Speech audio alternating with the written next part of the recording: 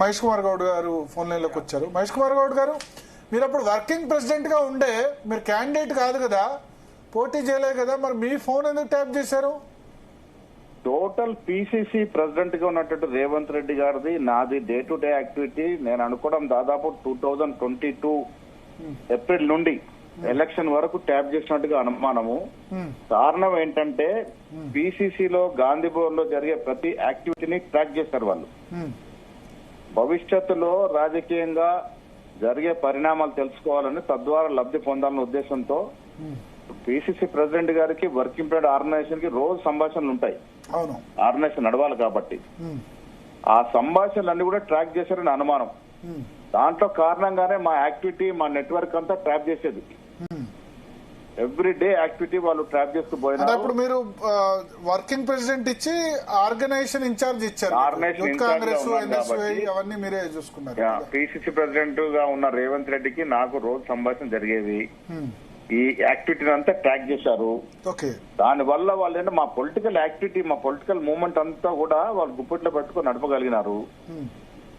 So తద్వారా ఏంటంటే వాళ్ళకి లాభం చేకూర్చింది. అంటే మేము నిజంగా కూడా 2008 లో కూడా జరిగింది అని అనుమానం. చాలా చోట్ల మేము ఓడిపోవడం కారణం వాళ్ళు ట్యాపింగ్ చేసుకుని మా మూవ్మెంట్ తెలుసుకొని మాతో ఎవరెవరు చర్చలోకి వస్తున్నారు, ఎవరు ఏ నాయకులు మాకు వస్తున్నారు, వాళ్ళ మూవ్మెంట్ తెలుసుకొని వాళ్ళని కరప్ట్ చేసే ప్రయత్నం చేసినది మా గట్టి అనుమానం. అందుకే నా శిక్షాధికారులు కూడా చెప్పాను, దీంట్లో ఎవరు ఇది యాక్చువల్లీ 1885 టెలిగ్రాఫ్ యాక్ట్ కి చాలా విరుద్ధం. అత్యవసర పరిస్థితుల్లోనే ఏదైనా ఆతంకవాదులు, తీవ్రవాదులు, టెర్రరిస్టులు అలాంటి వాళ్ళ మీద, సంఘ విద్రోహ శక్తుల మీద ట్యాపింగ్ చేయవచ్చు. అది కూడా ఒక ఐజీ లెవెల్ అధికారి 3 రోజులు మాత్రమే ట్యాపింగ్ చేయవచ్చు. ఫర్దర్ చేయాలంటే చీఫ్ సెక్రటరీ, లా సెక్రటరీ, హోమ్ సెక్రటరీ, డీజీపీ దానికి అప్రూవ్ చేయాలి. నేను ఇవాళ అదే అడుగుతున్నాను, సోమేష్ కుమార్ ఎంత అవినీతిమయమైనటువంటి అధికారు, ఎంత దుర్భరంగా పరిపాలన చేశాడో దీనివల్ల అర్థమవుతా ఉంది. ఈ ట్యాపింగ్ చేసే ప్రక్రియ కూడా ప్రతి 2 నెలలకి రివ్యూ చేయాలి.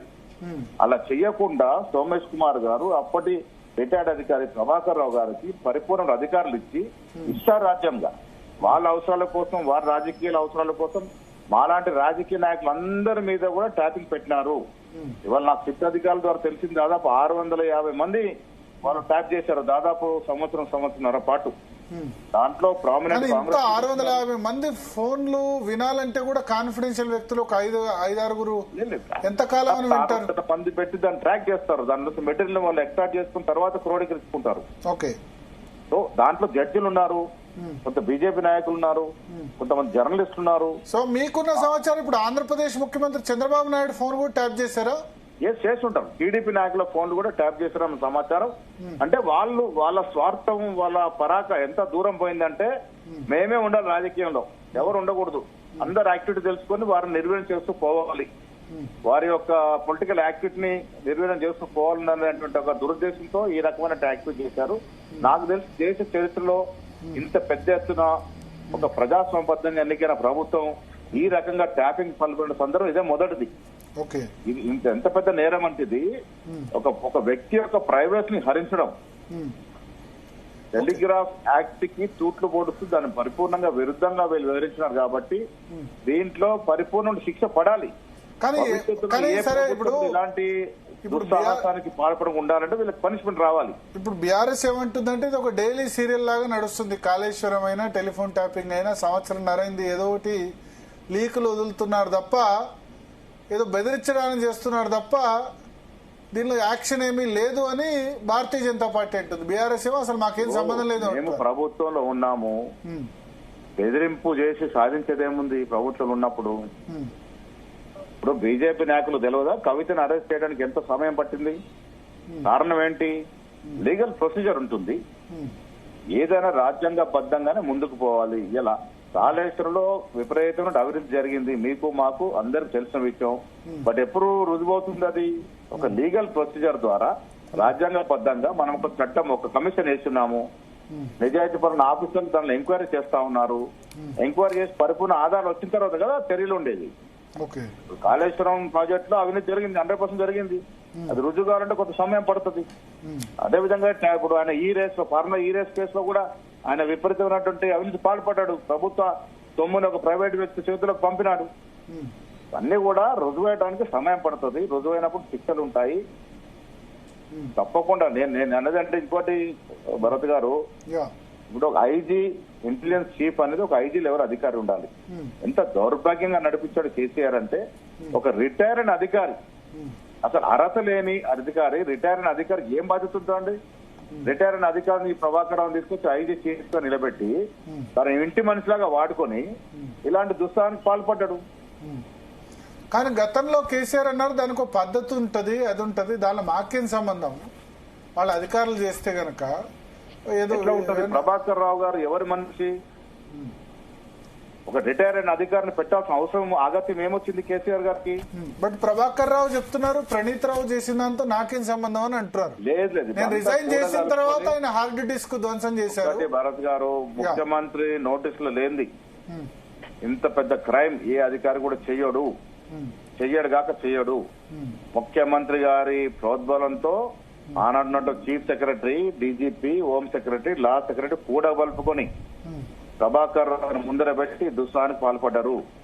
ప్రతి 2 నెలలకి ఒకవేళ అత్యవసర పరిస్థితిలో నిజంగా తీవ్రవాదుల మీదనో ఆతంకవాదుల మీదనో ఇలాంటి ట్యాపింగ్ పెడితే అది కూడా 2 నెలల కోసం రివ్యూ చేయాలి. ఇది ఫర్దర్ అవసరం ఉందా లేదనేది. ఆనాడు చీఫ్ సెక్రటరీ సోమేష్ కుమార్ గారు 1 ఇయర్ వరకు రివ్యూ చేయాలి. దీన్ని చేయకుండా పొడిగిస్తూ పోయినారు మా మీద ట్యాప్ ని. ఓకే, అంటే మీది ఇల్లీగల్ గా చేశారా, లీగల్ గా మావోయిస్టుల సానుభూతి పరుల నెంబర్లు పెట్టి? ఇప్పుడు రేపటి రోజున ఇప్పుడు నా పేరు పక్కన నా పూర్తి పేరు రాయకుండా మహేష్ అని రాశారు. ఎవరి మహేష్ అంటే ఒక వ్యాపారస్తుడు, నక్సలైట్లకి సామాగ్రి చేరవేస్తాడు, అందుకే నిఘా పెట్టాము. ఓకే, ఇంత చిల్లరగా. సో అంటే మీరు చేసింది లీగల్ గా హోమ్ సెక్రటరీ పర్మిషన్ తీసుకొని చేశారు మీది? లీగల్ గా చేసినా రేపు లీగల్ ప్రాబ్లం ఈ ఫలానా రాజకీయ నాయకులు ఎందుకు చేశారని అడుగుతారు కదా రేపు ఏదైనా ఇష్యూ. ఇప్పుడు అడుగుతున్నాం కదా, అది తప్పించుకోవడానికి రకరకాల, ఎందుకంటే ఒక సందర్భంలో ఏదో ఒక ఆఫీసర్ అబ్జెక్షన్ చెప్తే దాన్ని అధిగమించడానికి ఫలానా అని కారణాలు చూపించడానికి ఈ రకమైన పెట్టినారని వీళ్ళ సిద్ధాధికారులు చెప్తా ఉన్నారు మనకి.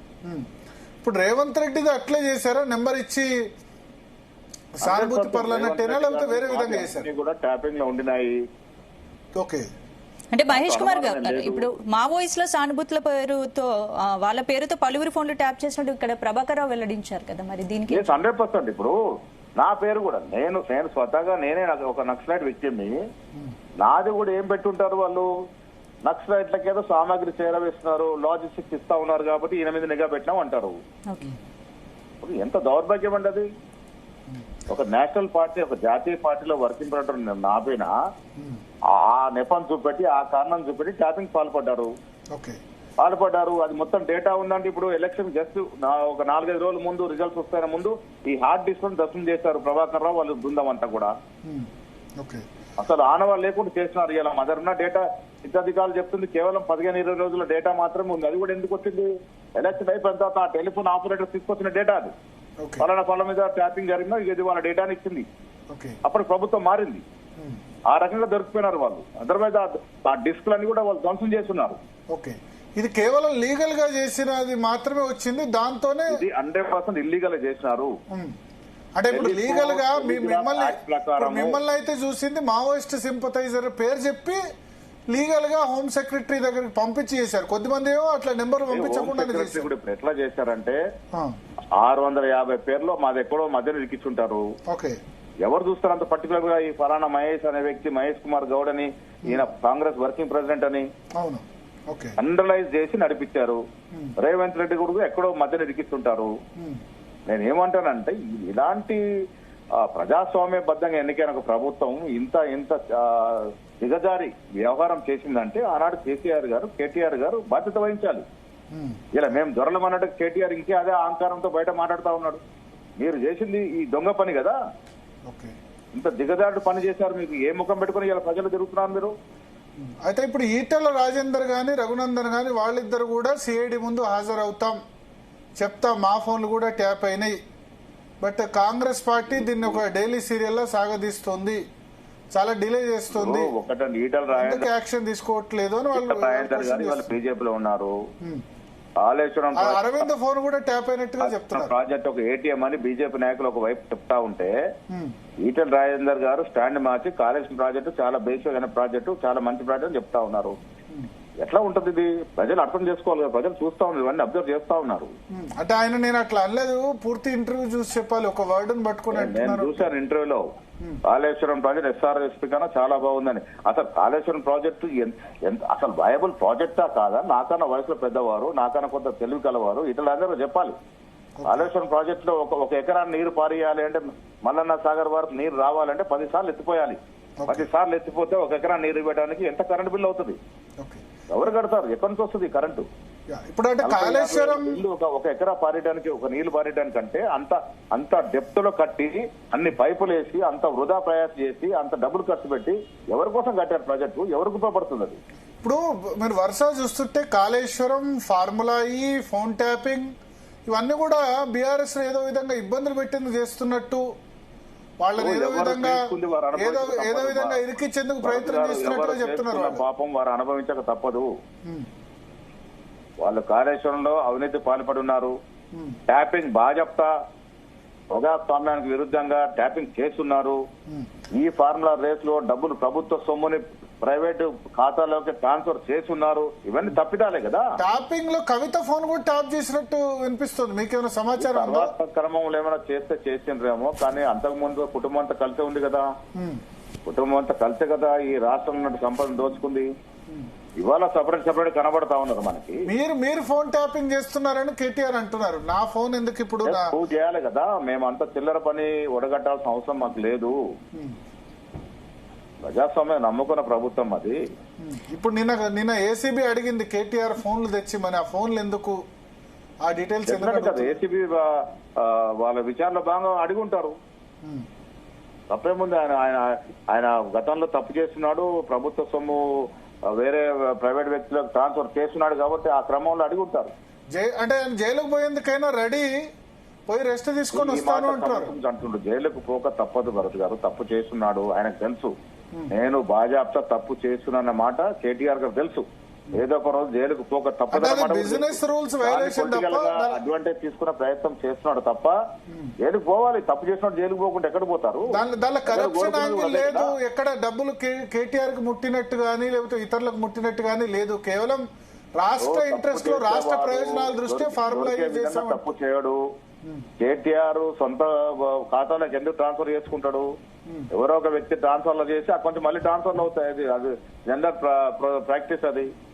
నేను అనేది ఏంటంటే, ఇప్పుడు కేటీఆర్ ఒక మంత్రి హోదాలుండి ప్రాపర్ ప్రొసీజర్ లేకుండా ఇవాళ ఒక టెండర్ పిలిస్తే ఒక ప్రభుత్వ డబ్బు ఒక ఏజెన్సీకి ఇవ్వాలంటే దానికి ఒక ప్రొసీజర్ ఉంటుంది.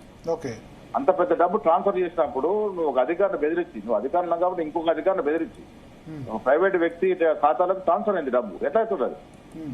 దానికి పాటించాల్సిన. మరి ఇప్పుడు 6 నెలలు అయింది కదా, 7 నెలలు అయింది కదా, దాన్ని ఎందుకు ట్రేస్ చేయలేకపోయారు? ఎవరి ఖాతాలోకి వెళ్ళిందని ఏదంటారు? 6 నెలలు అయింది కదా దీనిలో కేసులో. ఫార్ములా 6 నెలలు అంటే మధ్యాహ్నం కోర్టుకు వెసులుబాటు దొరికింది. ఇవాళ అరవింద్ గారు లేరు. మీరు ఇప్పుడు అంతకుముందు ప్రభాకర్ రావు గారిని అమెరికా పంపించినారు, సంవత్సరం కాలయాపన చేశారు. ఆయన ఎక్కడున్నా ప్రభుత్వం పట్టి తీసుకొచ్చింది. ఇప్పుడు అరవింద్ గారిని విదేశాలకు పంపించినారు తెలివిగా. అంటే అదేదో కాలయాపన అఫీషియల్ గా ప్రభుత్వం పర్మిషన్ ఇచ్చిందని చెప్పి, ప్రభుత్వం ఇచ్చిన పర్మిషన్ లీవ్ కొరకు మాత్రమే, విదేశాలకు పోవడానికి కాదు. నాకు తెలిసి నాకున్న సమాచారం మేరకు ఆయన విదేశాలకి వితౌట్ పర్మిషన్ పోయాడని నేను అనుకుంటా ఉన్నాను. I may be corrected if I'm wrong. విదేశాలకు వితౌట్ ఎటువంటి సమాచారం లేకుండా పోయారు. నాకున్న సమాచారం ఆయనకు లీవ్ మాత్రమే ఇచ్చారు చీఫ్ సెక్రటరీ గారు. సార్, ఇప్పుడు అసలు ఎన్నికల సమయంలో మొత్తం నవంబర్ నెలలోనే సుమారు 600 మంది ఫోన్స్ ట్యాప్ అయినట్టు ఇన్ఫర్మేషన్ వస్తుంది కదా, ఇంతమంది ఫోన్లు ట్యాప్ చేయాల్సిన అవసరం ఎందుకు వచ్చింది? లేదు, ఇప్పుడు వాళ్ళు ఏం చేశారంటే గత 2 సంవత్సరాలుగా మాలాంటి ఇంపార్టెంట్ ప్రామినెంట్ లీడర్స్ ట్యాప్ చేశారు.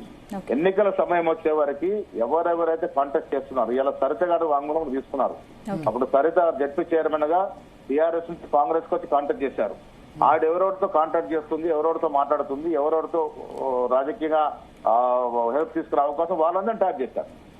సో ఇది ప్యూర్లీ ఎన్నికల్లో మళ్ళీ గెలవాలన్న దురుద్దేశంతో చేసినటువంటి ప్రక్రియ. ఇది ముమ్మాటికి చట్టవిరుద్ధం. మీరు బ్లాక్ మెయిల్ చేసేందుకు వాడుకుంటున్నారు సేమ్ బీఆర్ఎస్ ఈ కేసులన్నీ, కాళేశ్వరము, ఫార్ములా ఈ, ఫోన్ ట్యాపింగ్, ఈ కేసులో చర్యలు ఉండవు కానీ రోజు ఎవరిని బ్లాక్ మెయిల్ చేయాల్సిన అవసరం లేదండి. ప్రజలు మమ్మల్ని గెలిపించినప్పుడు ఒక కోరికతో గెలిపించారు.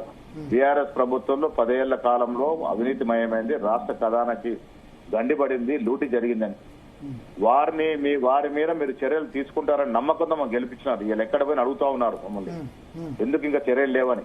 మేమేం చెప్తా ఉన్నాం, త్రూ లీగల్ ప్రొసీజర్ చర్యలు ఉంటాయి, ఎవరిని బ్లాక్మెయిల్ చేసిన అవసరం లేదు, వారు చేసిన తప్పిదాలకే వారికి పనిష్మెంట్ ఉంటది, ఎవరిని ఇబ్బంది పెట్టాలని ఉద్దేశం మాకు లేదు. బట్ అంటే లోకల్ బాడీ ఎలక్షన్స్ గురించి ప్రభుత్వం ఇది లోకల్ బాడీ ఎలక్షన్స్ గురించి ఇదంతా చేస్తున్నారు అంటారు. లోకల్ బాడీ ఎలక్షన్స్ కి దీనికి సంబంధమైంది అంటే రైతు బంధుకు సంబంధించి డబ్బులు ఇమీడియట్ గా రిలీజ్ చేయడం, ఇది గత ప్రభుత్వం కాళేశ్వరము తర్వాత కేటీఆర్ ను పిలవడం, మళ్ళీ ఫోన్ ట్యాపింగ్ లీక్స్, అవినీతి దోపిడీకి సంబంధించినట్టు కమిషన్లు జరుగుతా ఉన్నాయి, కమిషన్ ఎంక్వైరీ భావనలు ఇవన్నీ కార్యక్రమాలు జరుగుతా ఉన్నాయి. ఇప్పుడు వారి ఇప్పుడు ట్యాపింగ్ కేసు ఎవరు బయటేశారు?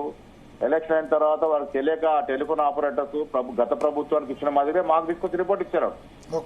అక్కడగా దొరికింది వాళ్ళు. అంతకుముందు ఇచ్చిన రిపోర్ట్లు, వాళ్ళు అంతకుముందు ఇచ్చిన సీడీలన్నీ ధ్వంసం చేశారు. ఇదే ప్రభాకర్ రావు గారు అండ్ టీమ్ దొరకకుండా చేసినారు. నిన్నేదో వార్త వచ్చింది ఫోన్ ట్యాపింగ్ గురించి, మీరు కొద్దిమంది మంత్రులు ఎవరిని మాట్లాడొద్దు దీని గురించి అని చెప్పినట్టు, వాస్తవమే? ఫోన్ ట్యాపింగ్ విషయం కాదు అది. మంత్రి గారు ఈ స్థానిక సంస్థ ఎన్నికల గురించి మాట్లాడినప్పుడు ఇంకా కేబినెట్ లో చర్చ జరగలేదు, పిసిసిలో దాని మీద ఇంకా విధానమైన నిర్ణయం తీసుకోలేదు కాబట్టి మాట్లాడకూడదు బాగుంటుందనే సూచన చేయడం జరిగింది. అంతే, అంత సూచన చేశారు అంతే. Okay, thank you sir, thank you very much. So